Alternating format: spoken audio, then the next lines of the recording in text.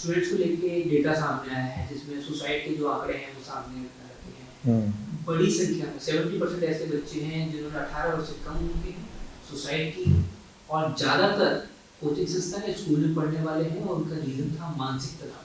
क्या मानसिक तनाव लेके पेरेंट्स अपने बच्चों के साथ आपके पास भी आते हैं, और अमूमन उनकी दिक्कत या उनकी होप उनसे क्या रहती है? देखिए, जो एंट्रेंस एग्जामिनेशन के अंदर कंपटीशन बढ़ता जा रहा है वो एक सबसे बड़ा कारण है। घर के परिवेश में ना रह करके वो एक अनजान शहर में जाकर के और एक बहुत कंपटीशन के माहौल में उनको परफॉर्म करना पड़ता है। वहाँ हर हफ्ते और हर महीने टेस्ट होता है जिससे कि कंपटीशन का लेवल बढ़ जाता है उनके अंदर।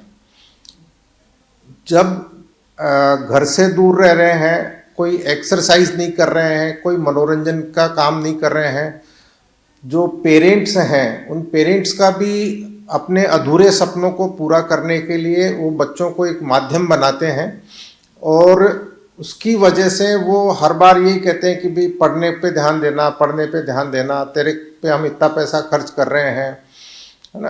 तो वो ये सारे कुल मिला के जो है वहाँ का जो कॉम्पिटिटिव एनवायरनमेंट है, एक्सरसाइज नहीं करना है, मनोरंजन गतिविधियों में भाग नहीं लेना है, कोई ऐसा विश्वास पात्र आदमी नहीं है जिससे कि अपने मन की इमोशंस को वो शेयर कर सकें, है ना। तो ये सारी चीज़ें आदमी के अंदर शुरू में तनाव पैदा करता है।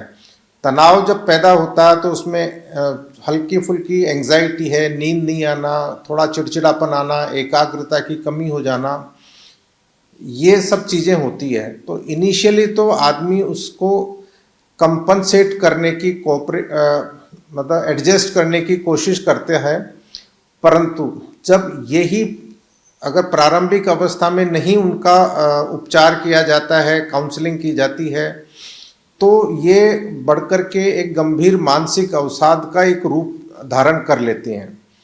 तो ऐसे में क्या है कि जैसे शारीरिक बीमारियों के अंदर रोग प्रतिरोधक क्षमता या इम्यूनिटी होती है, वैसे ही मानसिक बीमारियों के अंदर रेजिलियंस पावर होती है कि वो मेंटल प्रॉब्लम्स को या चैलेंजेस को कितनी एफिशिएंटली हैंडल कर लेता है।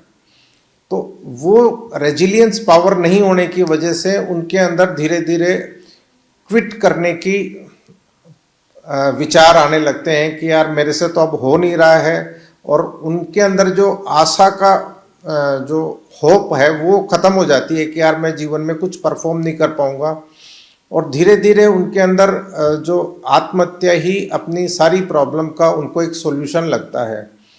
इस पूरी जर्नी के अंदर अगर कोई काउंसलर है, कोई टीचर उसके अंदर परिवर्तन देख रहा है, कोई सहपाठी अगर थोड़ा सा अगर उसमें ढंग से उससे बात करें तो वो खुल कर के अपनी प्रॉब्लम बताएगा, ट्रीटमेंट करवाएगा, तो काफ़ी सारी आत्महत्याओं को हम रोक सकते हैं।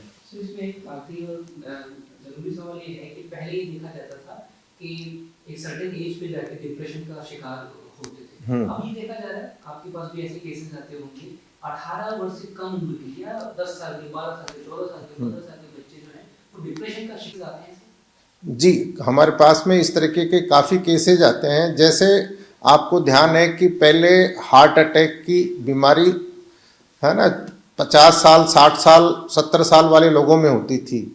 अब जैसे जैसे स्ट्रेस और ये पोल्यूशन बढ़ रहा है तो हार्ट अटैक भी 25 साल, 30 साल के लोगों के अंदर हार्ट अटैक हो रहा है। वैसे ही जो मानसिक अवसाद की जो शुरू होने की औसत आयु घट करके अब 15 साल, 16 साल के बीच में आ गई है ना। यही एक पीरियड होता है कि आमतौर पे देखा गया है कि एक 10th 11th क्लास में आते ही उस पर प्रेशर माउंट करना शुरू करते हैं पेरेंट की, भी अब तू 10th क्लास में आ गया, अब तू 11th क्लास में आ गया, अब तू सीरियस हो जा, तेरा कैरियर बनाने का टाइम आ गया है।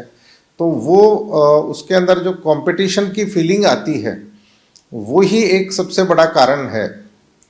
न्यूज नेशन अब व्हाट्सएप पर खबरों की ताजा अपडेट के लिए न्यूज नेशन के इस QR कोड को स्कैन करें।